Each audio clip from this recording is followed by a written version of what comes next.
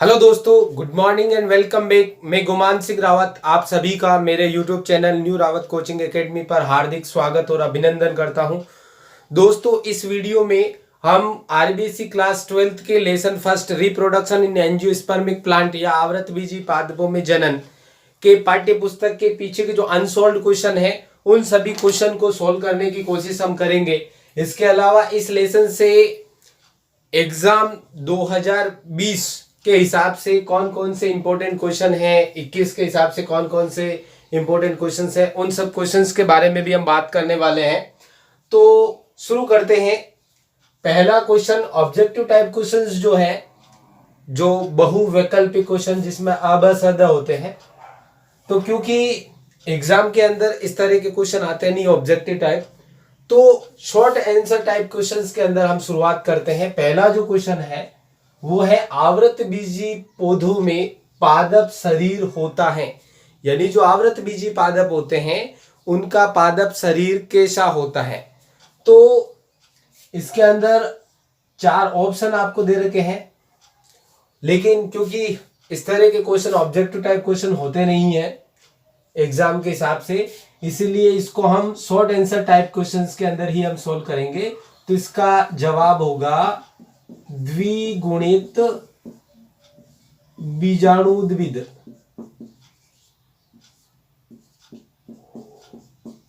यानी आवृतबीजी पादपों का पादप शरीर द्विगुणित बीजाणुद्विद होता है।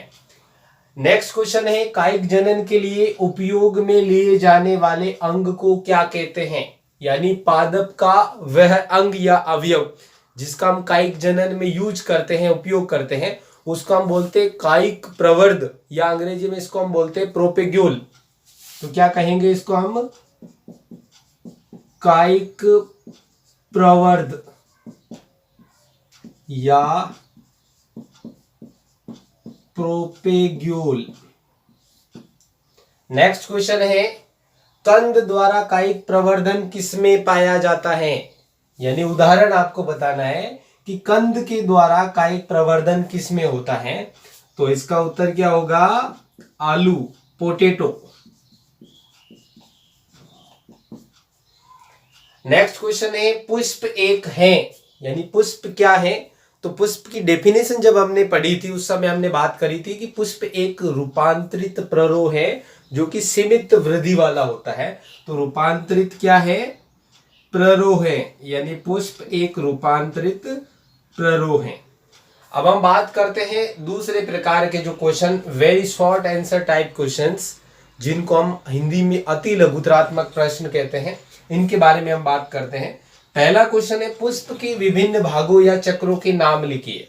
पुष्प की संरचना में हमने पढ़ा था पुष्प के जो भाग होते हैं, चक्र होते हैं, वो 2 तरह के होते हैं, यानी 2 मुख्य चक्र होते हैं।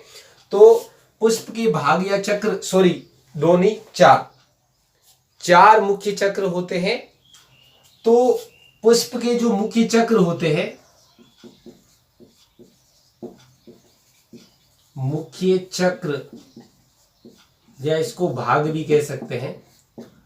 सबसे पहला बाह्य दलपुंज, सबसे बाहर की तरफ जो होता है। दूसरा दलपुंज, तीसरा पुमंग, और चौथा जायांग या स्त्रीकेश। यानी ये 4 मुख्य चक्र या भाग या अवयव होते हैं पुष्प के। नेक्स्ट क्वेश्चन है, कायिक जनन किसे कहते हैं, यानी कायिक जनन क्या होता है। ये इंपॉर्टेंट डेफिनेशन है कायिक जनन। इसको कायिक प्रवर्धन भी बोलते हैं, कायिक जनन भी कहते हैं, कायिक प्रवर्धन भी कहते हैं। तो क्या होगी ये डेफिनेशन कि पादप के कायिक भाग जैसे कि जड़, तना, पत्ती, इनके द्वारा नए पादप के निर्माण की जो प्रक्रिया होती है वो कायिक प्रवर्धन या कायिक जनन कहलाती है। यानी पादप के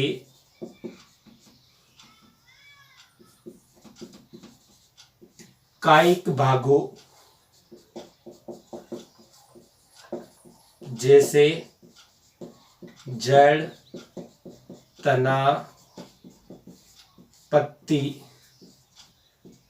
द्वारा नए पादप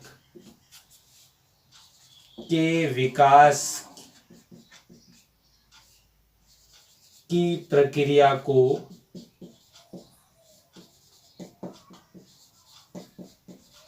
कायिक जनन कहते हैं। यानी जड़ तना पत्ती के द्वारा नए पादप के विकास की जो प्रक्रिया होती है वो क्या कहलाती है? कायिक जनन कहलाती है। नेक्स्ट क्वेश्चन है, मोगरे व गुलाब में कायिक प्रवर्धन कैसे होता है?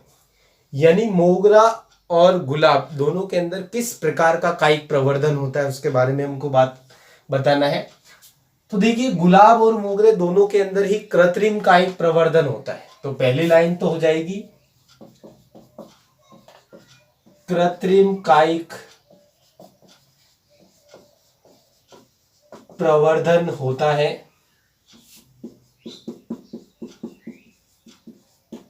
अब कृत्रिम कायिक प्रवर्धन में भी कौन सा प्रकार का कृत्रिम कायिक प्रवर्धन होता है? गुलाब के अंदर स्तंभ कर्तन, यानी गुलाब में स्तंभ कर्तन, अंग्रेजी में इसको हम बोलते हैं स्टेम कटिंग, तने के द्वारा कर्तन। स्तंभ कर्तन द्वारा कायिक प्रवर्धन होता है।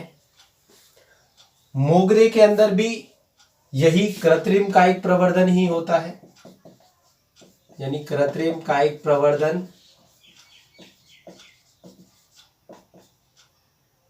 अब कृत्रिम कायिक प्रवर्धन में भी इसके अंदर कौन सी विधि के द्वारा होता है? रोपण, स्तरण, जिसको हम दाब लगाना भी बोलते हैं। और दाब लगाने के अंदर भी टीला दाब विधि जो होती है, इस टीला दाब विधि के द्वारा मोगरे के अंदर कायिक प्रवर्धन होता है। इसमें हम क्या लिखेंगे? विधि का जो प्रकार है वो है टीला दाब विधि द्वारा कायिक प्रवर्धन। यानी टीला दाब विधि के द्वारा कृत्रिम कायिक प्रवर्धन होता है मोगरे के अंदर।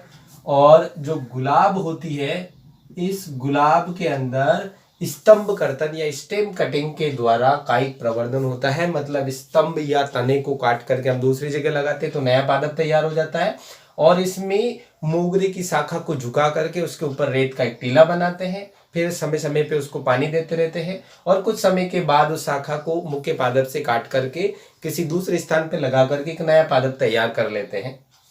तो ये हो गई तीसरे क्वेश्चन की बात। नेक्स्ट क्वेश्चन है, कलम, रोपण तथा दाब लगाना विधियों को स्पष्ट कीजिए। देखिए, कलम या कटिंग क्या होती है? कलम या कटिंग यानी पादप जो होता है, इस पादप के पर्व संधियों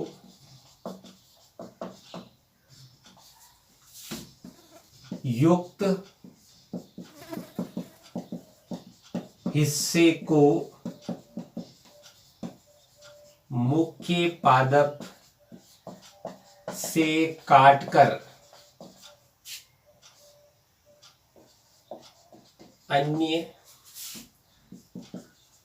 स्थान पर लगा दिया जाता है,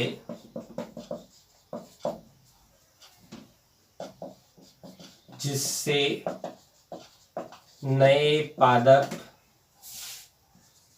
का विकास हो जाता है। इसे कलम या कटिंग कहते हैं। यानी पर्व संधियों से युक्त किसी भी पादप के हिस्से को, तने को काट करके किसी दूसरे स्थान के ऊपर लगा दिया जाता है, जिससे एक नए पौधे का विकास हो जाता है। ये विधि कटिंग या कलम कहलाती है। दूसरी जो बात हम करने वाले हैं वो रोपण, जिसको हम अंग्रेजी में ग्राफ्टिंग बोलते हैं। रोपण या ग्राफ्टिंग।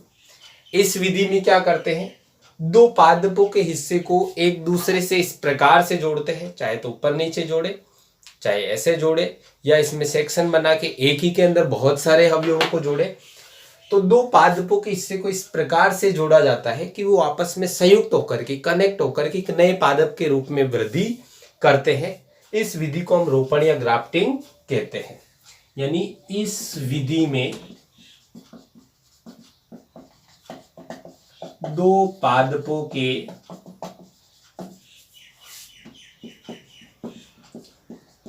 हिस्सों को इस प्रकार जोड़ा जाता है कि वे आपस में संयुक्त होकर एक पादप के रूप में वृद्धि कर सके।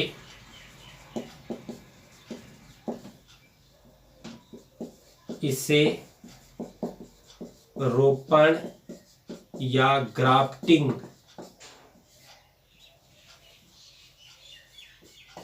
कहते हैं। और तीसरी विधि आती है दाब लगाना या लेयरिंग। दाब लगाना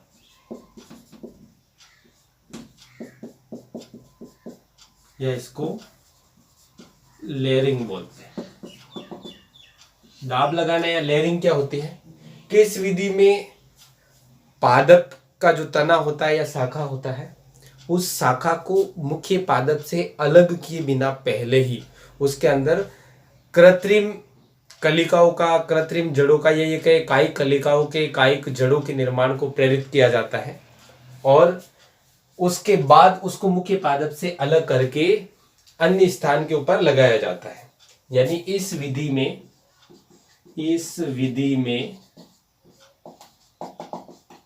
स्तंभ, तना या शाखा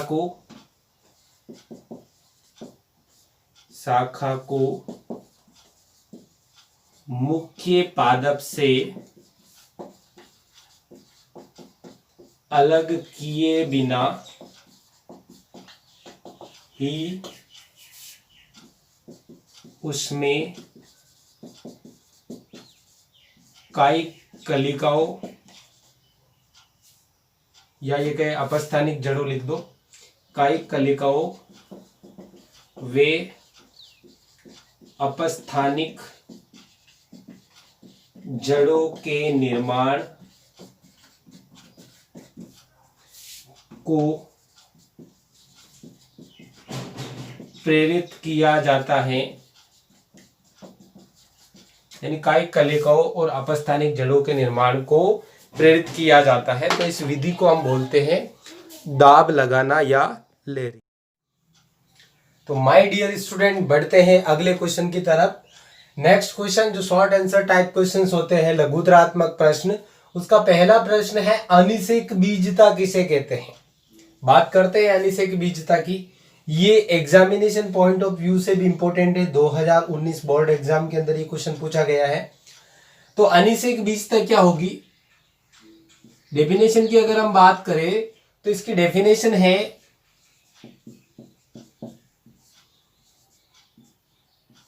बिना निषेचन के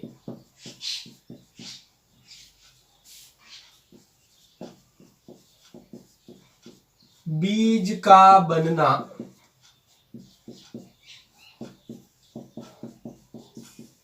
अनिषेक बीजता कहलाता है।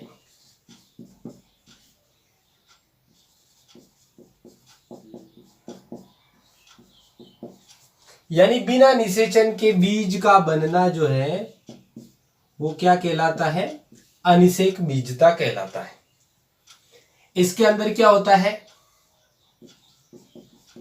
अर्धसूत्री विभाजन भी नहीं होता है। यानी इसमें अर्धसूत्री विभाजन वे युग्मक संलयन की प्रक्रिया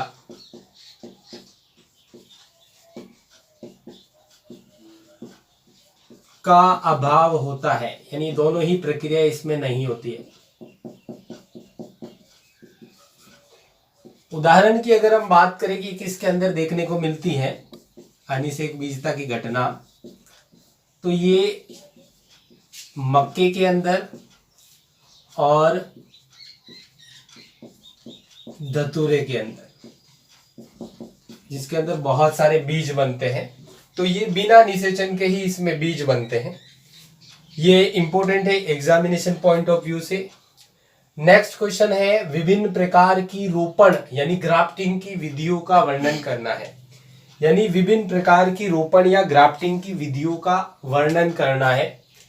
तो आंसर नंबर सेकंड, रोपण जिसको ग्राफ्टिंग कहते हैं अंग्रेजी के अंदर, रोपण या ग्राफ्टिंग। रोपण या ग्राफ्टिंग क्या होती है कि इस विधि में दो पादपों के हिस्सों को इस प्रकार से जोड़ा जाता है कि वो दोनों आपस में जुड़ करके एक नए पादप के रूप में वृद्धि कर सकते हैं या वृद्धि करते हैं। इस विधि को हम रोपण या ग्राफ्टिंग कहते हैं। ये तो हो गई इसकी परिभाषा की बात, यानी इस विधि में दो पादपों के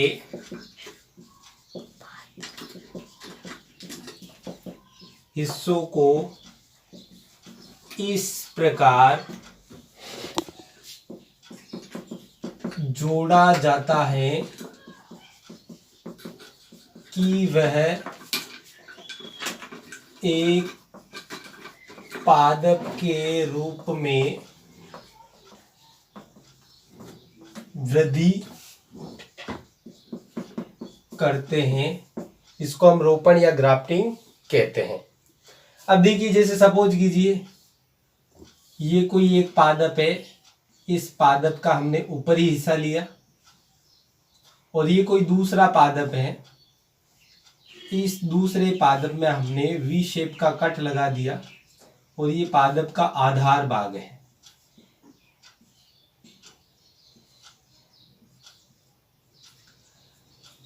यानी ये किसी अन्य पादप का हिस्सा है जो उच्च गुण वाला होता है, हाई क्वालिटी वाला होता है।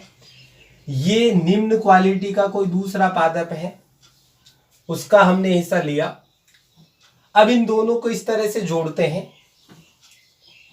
कि ये दोनों एक पादप के रूप में वृद्धि कर सकते हैं। तो इस क्रिया को हम ग्राफ्टिंग या रोपण कहते हैं। तो जो निम्न गुण वाला पादप का हिस्सा होता है जिसका हम रोपण करते हैं, यानी निम्न गुण वाले पादप के उस हिस्से को जिसका हम रोपण करते हैं, उसको हम कलम कहते हैं। क्या कहते हैं? कलम कहते हैं। और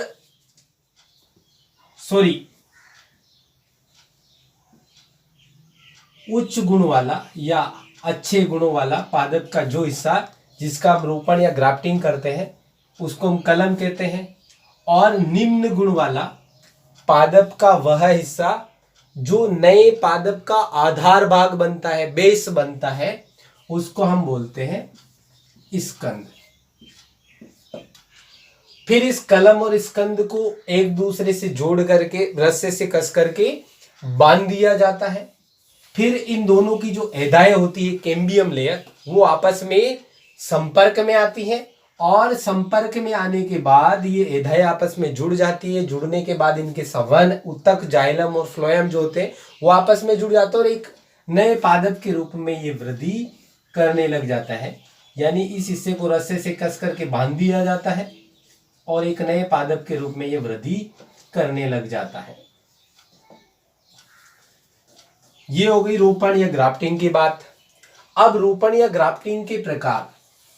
ये विधि देखो, आर्थिक रूप से उपयोगी पादप नींबू, संतरा, गुलाब, इन सब के अंदर बहुत ज्यादा उपयोग में ली जाती है रोपण या ग्राफ्टिंग की विधि। अब बात करते हैं रोपण या ग्राफ्टिंग के प्रकार। रोपण या इसको ग्राफ्टिंग बोलते हैं के प्रकार, यानी रोपण या ग्राफ्टिंग जो होती है उसके कितने प्रकार होते हैं। मुख्य प्रकारों के बारे में जब हम इस लेसन को पढ़ रहे थे उस समय हमने डिटेल से बात करी थी। पहला जो प्रकार आता है जीवा या जीबी रोपण, जिसको विप और टोंग ग्राफ्टिंग बोलते हैं।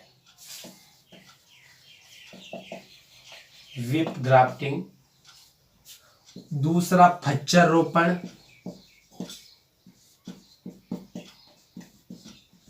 फच्चर रोपण को हम अंग्रेजी में वेज ग्राफ्टिंग बोलते हैं।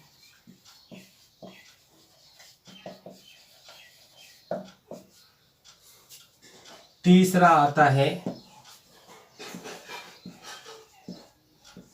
मुकुट रोपण, क्राउन ग्राफ्टिंग।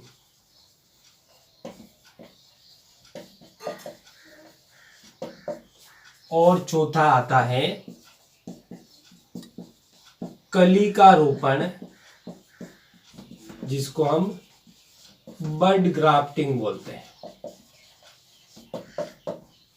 तो ये 4 प्रकार हमने डिटेल से पढ़े हैं। जीवारोपण या विप ग्राफ्टिंग, फच्चर रोपण या वेज ग्राफ्टिंग, मुकुट रोपण या क्राउन ग्राफ्टिंग और कलिका रोपण या बड ग्राफ्टिंग। इन चारों ग्राफ्टिंग के बारे में डिटेल से हमको बताना है इसमें, क्योंकि पीछे हम इसके बारे में डिटेल से पढ़ चुके हैं, इसलिए हम ज्यादा बात करेंगे नहीं। प्रत्येक का चित्र और वर्णन इसके अंदर आएगा। नेक्स्ट क्वेश्चन है तने द्वारा कायिक प्रवर्धन की विधियों का वर्णन कीजिए, यानी तनों के द्वारा कायिक प्रवर्धन की विधियां।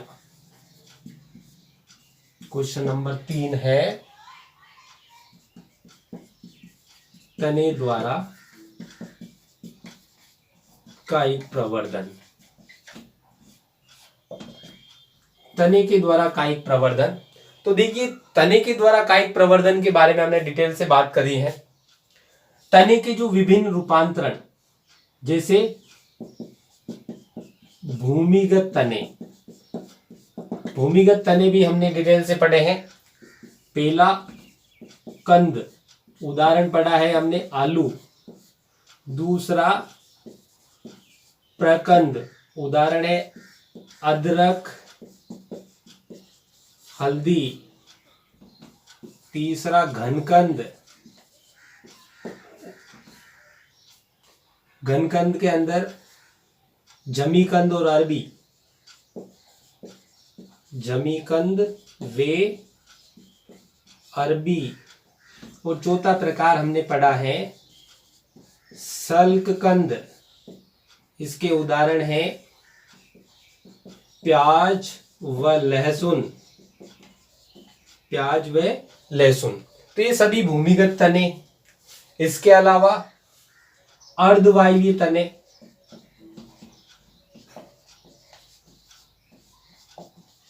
अर्धवायवीय तनों की अगर हम बात करें तो पहला जो प्रकार है वो आता है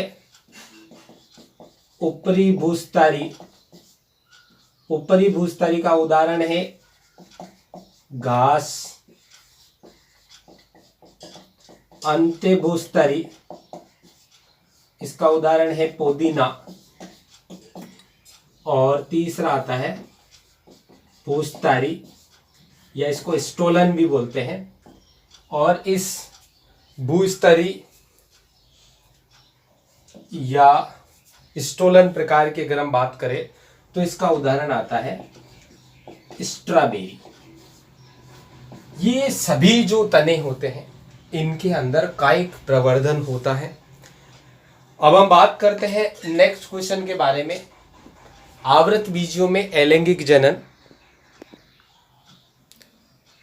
नेक्स्ट क्वेश्चन है आवृत बीजियों में अलैंगिक जनन का वर्णन कीजिए, यानी आवृत बीजी पादपों में अलैंगिक जनन का हमको वर्णन करना है। देखिए, लॉन्ग आंसर टाइप क्वेश्चंस का आंसर नंबर 1 अलैंगिक जनन।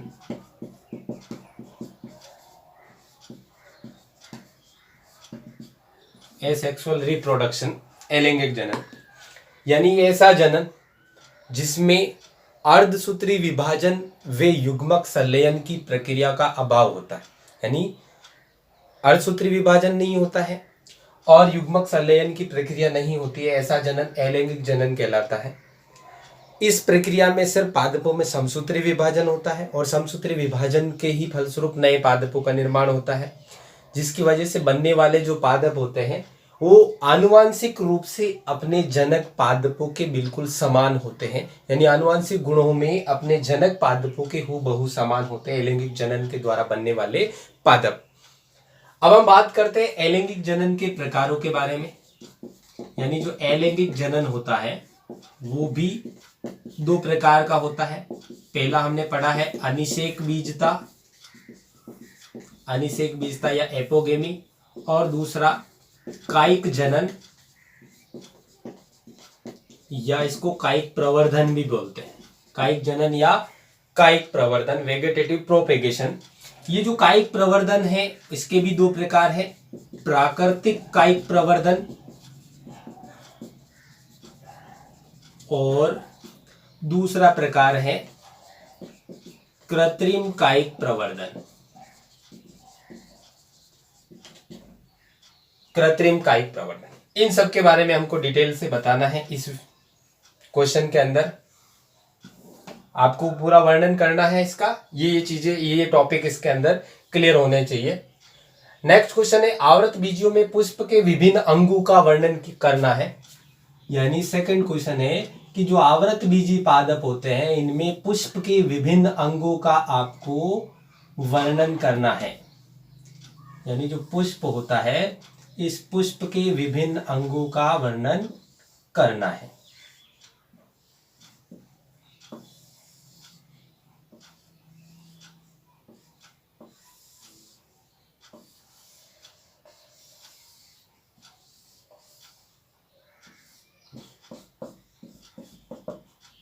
ऐसे ही ठीक इधर भी ऐसे ही बनेगा।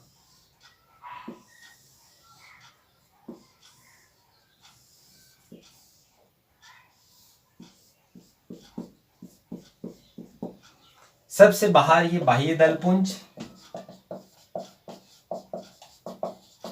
अंदर की तरफ ये दलपुंज, फिर ये पुमंग और ये जाया। ये वृत्तिकाग्र होगा, ये वृत्तिका होगा, ये परागकोश होगा, ये पूतंतु होगा। इस एक को पुंकेसर कहेंगे, सबको मिला के पुमंग कहेंगे। तो इन चारों ही अवयवों के बारे में, बाह्य दलपुंज, पुमंग, जायांग, इन चारों के बारे में डिटेल से इसके अंदर बताना है। प्रत्येक के बारे में कि जैसे पुमंग होता है तो पुमंग के अंदर कौन कौन से अवयव होते हैं, परागकोश होता है, पूतंतु होता है, यूजी होता है। इसी तरह जायांग के अंदर वृत्तिकाग्र होता है, वृत्तिका होता है, नीचे का फूला हुआ अवयव अंडाशय होता है। इन सब के बारे में डिटेल से इस क्वेश्चन के अंदर आपको बताना है। इसके अलावा इस चैप्टर से संबंधित इंपोर्टेंट क्वेश्चंस कौन कौन से हैं जो एग्जाम में आ सकते हैं इस साल के हिसाब से। तो पहला क्वेश्चन बनता है अनिषेक बीजता। अनिषेक बीजता किसे कहते हैं, ये इंपॉर्टेंट सवाल है इस पार्ट से। दूसरा सवाल है कायिक जनन या कायिक प्रवर्धन किसे कहते हैं। इसी के अंदर पूछा जा सकता है या अलग से पूछा जा सकता है, पत्ती द्वारा कायिक प्रवर्धन को समझाइए। यानी पत्तियों के द्वारा कायिक प्रवर्धन जो ब्रायोफिलम या पतर चटय में होता है उसको चित्र सहित आपको समझाना है। तीसरा दाब लगाना,